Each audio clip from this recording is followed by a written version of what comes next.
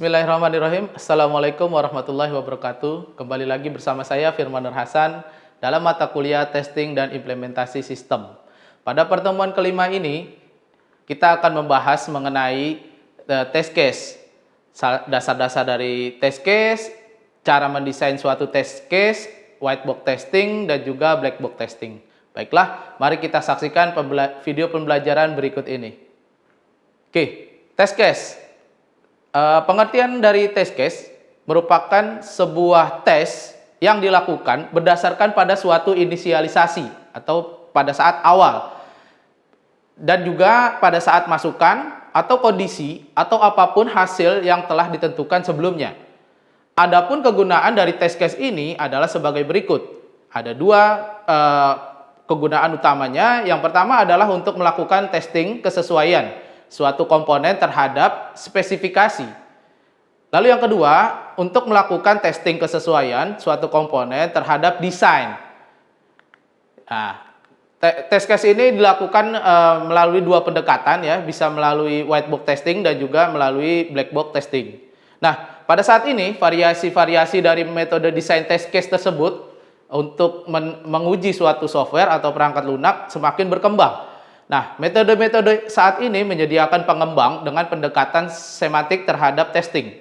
Yang lebih penting lagi, metode-metode ini menyediakan mekanisme yang dapat membantu untuk memastikan kelengkapan dari testing dan menyediakan kemungkinan tertinggi untuk mendapatkan error pada perangkat lunak atau software. Nah, setiap produk hasil rekayasa dapat dites dalam dua cara tadi ya. Yang pertama adalah pendekatan secara white box testing. Yang kedua adalah pendekatan secara black box testing. Nah, yang dimaksud pendekatan secara black box testing itu apa sih? Pendekatan secara black box testing yaitu dengan berdasarkan pada fungsi yang dispesifikasikan dari produk tes, maka tes dapat dilakukan dengan mendemonstrasikan setiap fungsi yang telah beroperasi secara penuh sesuai dengan yang diharapkan.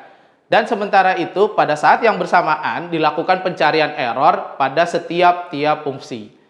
Sementara pendekatan dengan cara white box testing yaitu dengan mengetahui operasi internal dari suatu produk, maka tes dapat dilakukan terhadap semua komponen yang berjalan sebagaimana mestinya. Operasi internal berbeda berdasarkan pada spesifikasi dan semua komponen internal bahwa semuanya telah cukup diperiksa. Nah, slide berikut ini adalah perbedaan antara white box testing dengan black box testing. Kita lihat pada white box testing ya, itu terlihat dalamnya atau fungsi-fungsinya ya, atau instruksi-instruksinya. Kita bisa melihat antara input lalu instruksi yang terjadi di dalamnya sehingga menjadi sebuah output. Sedangkan pendekatan black box testing, pada saat input masuk, kita tidak mengetahui ya di dalam black box-nya ya, karena itu hitam ya, karena black box testing ya asal katanya, lalu keluar daripada output. Nah, nanti kita akan bahas perbedaan ya secara mendalam antara white box testing dengan black box testing. Tapi hal yang perlu diingat bahwa testing tidak dapat membuktikan kebenaran semua kemungkinan eksekusi dari semua program. Namun, dapat dilakukan pendekatan dengan melakukan perencanaan dan desain test case yang baik sehingga dapat memberikan jaminan efektivitas sampai pada tingkat tertentu sesuai dengan yang diharapkan. Oke, baiklah, kita akan mengupas secara lebih dalam apa itu pendekatan melalui teknik white box testing. White box testing biasa disebut juga glass box testing atau clear box testing ya. Adalah suatu metode desain test case yang menggunakan struktur kendali dari suatu desain prosedural. Metode desain test case dari white box testing ini dapat menjamin bahwa semua jalur path yang independen atau terpisah dapat dites setidaknya sekali saja tes. Lalu semua logika yang keputusan dapat dites dengan jalur yang salah atau jalur yang benar. Semua loop dapat dites terhadap batasannya dan ikatan operasionalnya. Lalu semua struktur internal data dapat dites untuk memastikan validitasnya. Mengapa sih melakukan white box testing bila mana black box testing berfungsi untuk testing pemenuhan terhadap kebutuhan dari suatu spesifikasi? Yang pertama, Alasannya adalah kesalahan logika dan asumsi yang tidak benar kebanyakan dilakukan untuk kasus-kasus tertentu. Oleh karenanya dibutuhkan kepastian bahwa eksekusi jalur ini telah dites. Yang kedua, alasannya adalah asumsi bahwa adanya kemungkinan terhadap eksekusi jalur yang tidak utuh dengan white box testing sehingga dapat ditemukan kesalahan-kesalahan ini. Lalu alasan ketiga adalah kesalahan penulisan yang acak, seperti berada pada jalur logika yang memang tidak dalam semestinya. Nah, teknik-teknik pengujian dengan menggunakan pendekatan white box testing ini adalah sebagai berikut. Ada beberapa teknik-teknik pengujiannya. Yang pertama adalah cakupan pernyataan atau branch, ada juga PET. Lalu ada basis PET testing. Yang ketiga ada cyclomatic complexity. Lalu yang keempat ada graph matrix. Yang kelima ada control structure testing. Yang keenam ada condition testing. Yang ketujuh ada data flow testing. 8 ada loop testing. 9 ada line of code. Yang ke-10 ada Halstead metric. Oke, kita akan bahas secara singkat apa itu teknik-teknik dari white box testing. Yang pertama adalah cakupan dari statement, branch, dan path. Maksudnya adalah suatu teknik white box testing yang menggunakan alur logika dari program untuk membuat suatu test case. Nah, yang dimaksud dengan alur logika adalah cara di mana suatu bagian dari program tertentu dieksekusi saat menjalankan suatu program. Nah, alur logika dari suatu program biasanya direpresentasikan dengan sebuah gambar flow graph. Lalu yang kedua, ada yang namanya basis path testing. Nah, basis path testing ini merupakan suatu teknik white box yang pertama kali diperkenalkan oleh seseorang yang bernama Tom McCabe. Nah, Tom McCabe ini memperkenalkan basis path testing ini hadir dalam dua bentuk. Yang pertama adalah zero path dan one path.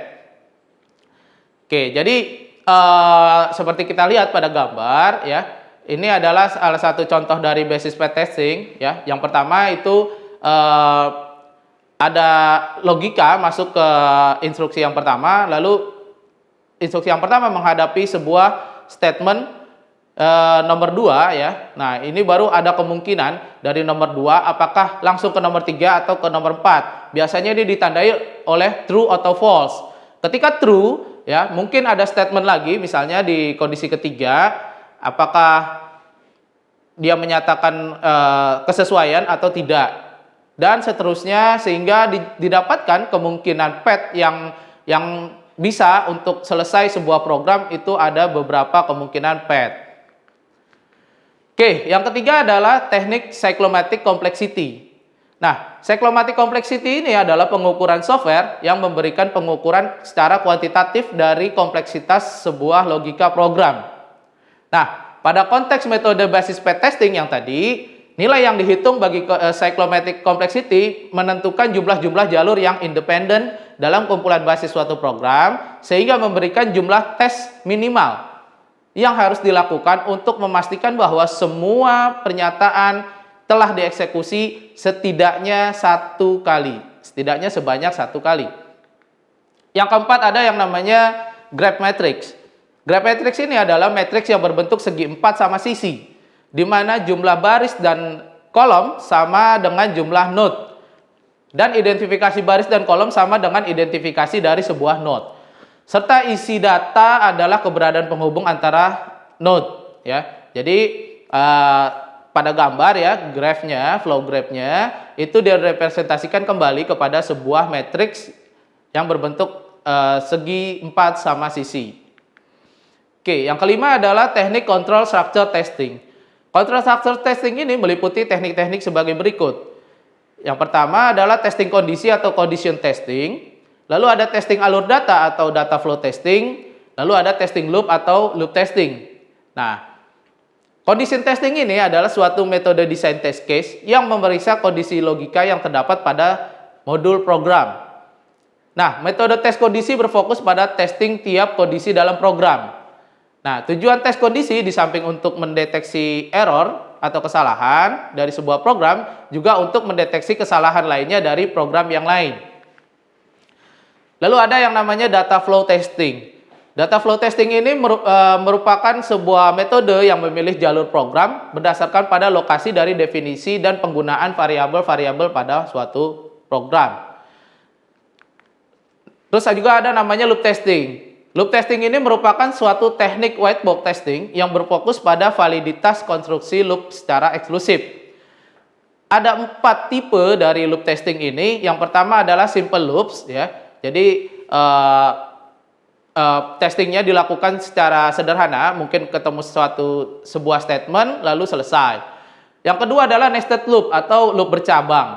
Nah, pada loop bercabang ini testing dilakukan menghadapi percabangan-percabangan dan ada lagi percabangan di dalam sebuah statement.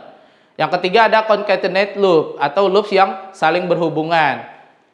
Lalu ada unstructured loop. Unstructured loop ini adalah gabungan antara nested loop dan juga concatenate loops.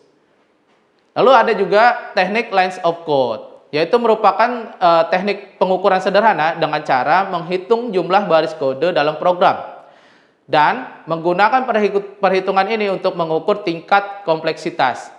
Nah, berdasarkan penelitian dan pengalaman di lapangan bahwa program yang berukuran kecil atau program yang sifatnya kecil mempunyai error rata-rata 1,3% sampai dengan 1,8%. Lalu program dengan ukuran besar biasanya mempunyai kenaikan error rata-rata ya dari 2,7% sampai dengan 3,2%. Lalu yang terakhir ada Halstead Matrix.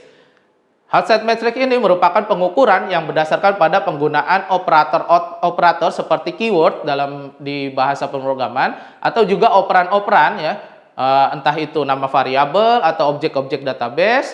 Semuanya ini keyword dan operan-operan ini berada di dalam suatu program, ya. Oke, lalu tadi adalah teknik-teknik dari white box testing, pendekatan white box testing. Sekarang kita akan kupas teknik-teknik apa saja yang ada di dalam pendekatan black box testing. Pertama kali kita harus memahami dulu apa itu sebuah black box testing. Dari namanya, black box testing adalah pengujian kotak hitam. Artinya kotaknya berwarna hitam. Kalau tadi adalah white box testing atau biasa juga disebut glass testing, glass box testing atau clear box testing ya. Kita bisa melihat di dalamnya. Kalau ini kita tidak bisa melihat di dalamnya. Artinya hanya fungsinya saja ya. Nah, biasanya juga black box testing ini disebut sebagai behavioral testing. Atau juga ada juga yang lain menyebut specification based testing. Atau ada juga yang menyebut sebagai functional testing. Nah, black box testing ini berfokus pada kebutuhan fungsional pada sebuah software atau perangkat lunak berdasarkan pada spesifikasi kebutuhan. Dengan adanya black box testing, developer dapat menggunakan sekumpulan kondisi masukan yang dapat secara penuh memeriksa keseluruhan kebutuhan fungsional pada suatu program. Black box testing ini bukan merupakan teknik alternatif daripada white box testing, tapi merupakan sebuah pendekatan pelengkap dari white box testing. Artinya, white box testing dilakukan pada awal pengukuran. Kalau jika black box testing dilakukan biasanya pada akhir pengukuran. Nah, kategori-kategori error yang dapat diketahui dari pendekatan metode black box testing ini adalah fungsi yang hilang atau tidak benar, dapat juga mengetahui error dari sebuah antarmuka atau interface, lalu dapat mengetahui error dari struktur data atau akses ke eksternal database, dapat mengetahui juga error dari kinerja atau tingkah laku dari sebuah program, lalu dapat mengetahui error dari inisialisasi dan terminasi. Makanya biasanya pendekatan metode black box testing ini digunakan pada tahap akhir dari sebuah pengujian dan fokus pada merupakan fokus pada domain informasi. Nah, test case yang dapat didesain melalui metode black box testing ini biasanya adalah untuk menjawab pertanyaan-pertanyaan sebagai berikut. Ya, contoh pertanyaan ini bagaimana validasi fungsi yang akan dites? Lalu bagaimana tingkah laku dan kinerja sistem yang akan dites? Terus kategori masukan apa saja yang dapat digunakan untuk sebuah test case? Dan lain-lainnya. Nah, ternyata terdapat beberapa banyak desain tes yang dapat dipilih berdasarkan pada tipe testing yang akan digunakan. Di antaranya adalah ada equivalence partitioning, lalu yang kedua boundary value analysis, yang ketiga state transition testing, ada case effect graphing, ada functional analysis, dan ada use case. Kita akan membahas secara singkat ya teknik-teknik yang ada di dalam black box testing tersebut. Yang pertama, teknik equivalence partitioning adalah merupakan salah satu teknik dari pendekatan metode black box testing yang membagi domain masukan dari suatu program ke dalam kelas-kelas data di mana test case tersebut dapat diturunkan. Nah, equivalence partitioning ini berdasarkan pada premis masukan dan keluaran dari suatu komponen yang dipartisi ke dalam kelas-kelas, sehingga dapat diasumsikan sebagai representasi dari semua nilai pada test case tersebut. Nah, ini adalah contoh dari equivalence partitioning ya. Contohnya ketika Anda dihadapkan pada sebuah form di sebuah program atau di sebuah web yang mana meminta untuk memasukkan umur. Ya, rentang umur. Nah, misalnya rentang umur sudah ditentukan oleh program adalah dari 18 sampai dengan 56 tahun misalnya, ya. Nah, ketika umur yang dimasukkan di bawah nilai 18 atau mungkin besarnya antara 1 sampai dengan 17, maka masuk ke dalam kategori invalid. Nah, ketika nilai yang dimasukkan ke dalam umur tersebut adalah sesuai dengan range-nya 18 sampai dengan 56 tahun, maka masuk ke dalam kategori valid.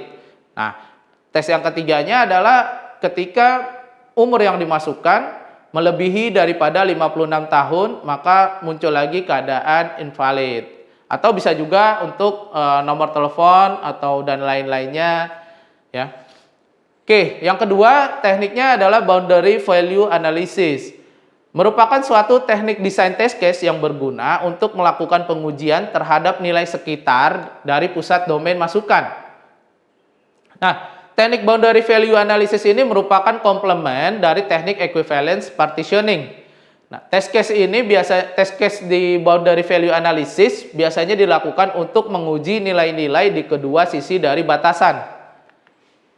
Ya, hampir mirip dengan yang pertama tadi adalah equivalence partitioning, tapi dia dilakukan di batasan-batasannya. Lalu teknik yang ketiga adalah cause effect graphing. Cause effect graphing ini merupakan teknik desain test case yang menggambarkan logika dari kondisi terhadap aksi yang dilakukan. Terdapat 4 langkah daripada cause effect graphing ini. Yang pertama adalah tiap penyebab atau kondisi masukannya dan akibat yang ada pada suatu modul didaftarkan atau dijabarkan terlebih dahulu, lalu membuat gambar sebab akibatnya atau cause effect graph-nya. Setelah itu, mengkonversikan gambar cause effect graph ke dalam sebuah tabel keputusan. Lalu aturan-aturan yang ada di tabel keputusan dikonversikan sehingga menjadi sebuah test case. Nah, kita bisa lihat di sini adalah gambar ya dari sebuah teknik cause effect graph. Yang pertama flow graph-nya, node-nya ya. Kita jabarkan dulu ya apa yang menjadi batasannya, kondisi masukan, kondisi sebab dan kondisi akibatnya. Lalu yang kedua, dibuatlah sebuah simbol-simbolnya, simbol logikanya apakah ini and, or, dan not dan lain-lainnya. Setelah itu, kita mengkonversikan gambar tersebut ke dalam sebuah tabel keputusan, sehingga setelah jadi sebuah tabel keputusannya, barulah kita merepresentasikannya menjadi sebuah aturan-aturan yang sehingga menjadi sebuah desain test case. Lalu yang keempat ada yang namanya teknik state transition testing. Nah, state transition testing ini menggunakan model sistem yang terdiri dari status yang terdapat di dalam sebuah program, transisi antar status tersebut, lalu kejadian yang merupakan sebab dari transisi-transisi tersebut, dan juga aksi-aksi yang akan dihasilkan. Nah, model umumnya direpresentasikan dalam sebuah bentuk state transition diagram. test case-nya didesain untuk memeriksa validitas transisi antar status. Test case tambahan juga akan didesain untuk testing terhadap transisi yang tidak termasuk dan tidak dispesifikasikan. Nah, ini adalah salah satu contoh daripada state transition testing, ya. Ini contohnya adalah state diagram untuk memasukkan sebuah pin, ya, sebuah pin ATM. Oke, nah yang teknik berikutnya adalah functional analysis. Functional analysis ini biasanya sering digunakan untuk mengidentifikasi sebuah test case. Karena dasar pemikiran utamanya adalah melakukan analisa terhadap fungsi-fungsi yang terdapat pada suatu sistem. Apakah fungsi-fungsi tersebut mempunyai kinerja sebagaimana yang memang diharapkan atau sebagaimana sesuai dengan spesifikasi dari requirement. Nah, teknik dari sebuah functional analysis ini biasanya dapat menjawab pertanyaan sebagai berikut. Fungsi utama apa saja yang harus ada pada sebuah sistem? Lalu berdasarkan fungsi-fungsi yang ada, keluaran apa saja yang harus dihasilkan dan apa saja yang dapat membuktikan bahwa fungsi tersebut telah dipenuhi. Lalu apa saja masukan dan inisialisasi yang dibutuhkan sistem untuk menghasilkan pada tiap fungsi yang bersangkutan. Nah, karena dapat menjawab pertanyaan-pertanyaan tersebut, maka pendekatan pertama adalah kita harus mendapatkan informasi dari spesifikasi dari fungsi yang diharapkan atau fungsi yang diharapkan yang mungkin memang disediakan oleh sebuah sistem. Jadi kita harus mengetahui requirement specification dari sebuah program. Nah, informasi ini umumnya terdapat pada dokumentasi spesifikasi fungsional sistem. Lalu pertanyaan berikutnya, bagaimana bila tidak ada dokumentasi spesifikasi fungsional sistem? Maka pengguna atau user atau klien harus membuat spesifikasi fungsional. Jadi harus ada terlebih dahulu dokumen spesifikasi fungsional dari sebuah sistem. Nah, biasanya proses pembuatan dokumen tersebut dimulai dari struktur menu program atau buku panduan atau seperti contoh misalnya help file atau user manual. Jadi kalau misalnya sudah ada help file atau user manual, kita sudah bisa membuat yang namanya functional analysis. Lalu tes yang terakhir ada namanya use case. Nah, ini biasanya sering digunakan ya use case ini karena kita dapat melihat secara jelas ya kegiatan apa saja, aktivitas apa saja dari sebuah program. Nah, use case ini adalah sebuah sequential aksi yang dilakukan oleh sistem yang akan secara bersama-sama memproduksi hasil yang dibutuhkan oleh pengguna sistem. Nah, use case mendefinisikan alur proses sepanjang sistem yang berbasis pada kegunaan sebagaimana yang biasa dilakukan atau secara manual. Use case juga memasukkan interaksi atau fitur-fitur dari fungsi yang berbeda dari sebuah sistem.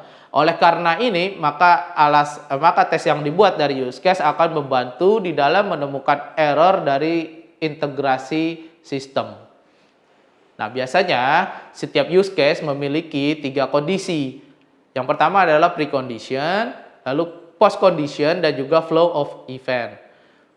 Use case dan test case akan bekerja dengan baik dalam 2 cara. Cara yang pertama adalah jika use case dari sistem tersebut komplit, akurat dan jelas, maka pembuatan sebuah test case dapat dilakukan secara langsung. Kebalikannya, jika use case tidak dalam kondisi yang baik atau tidak komplit, mungkin tidak akurat atau tidak jelas, maka pembuatan test case akan membantu di dalam melakukan debug terhadap sebuah test case yang akan dibuat. Jadi saling melengkapi. Oke, baiklah sampai di sini dulu video pembelajaran pada pertemuan 5. Jangan lupa terus belajar ya, terus belajar, terus mengasah kemampuan, dan jangan lupa cari informasi dari sumber-sumber yang lain agar dapat memperkaya pengetahuan Anda ya di bidang mata kuliah testing dan implementasi ini. Tidak lupa muhasabah saya untuk hari ini yaitu Quran Surat Ar-Rahman ayat 60 sampai dengan 61. Bismillahirrahmanirrahim. Hal jazaul ihsani ilal ihsan Fabi ayyi ala'i rabbikuma tukadziban. Nantikan video pembelajaran berikutnya. Wassalamualaikum warahmatullahi wabarakatuh.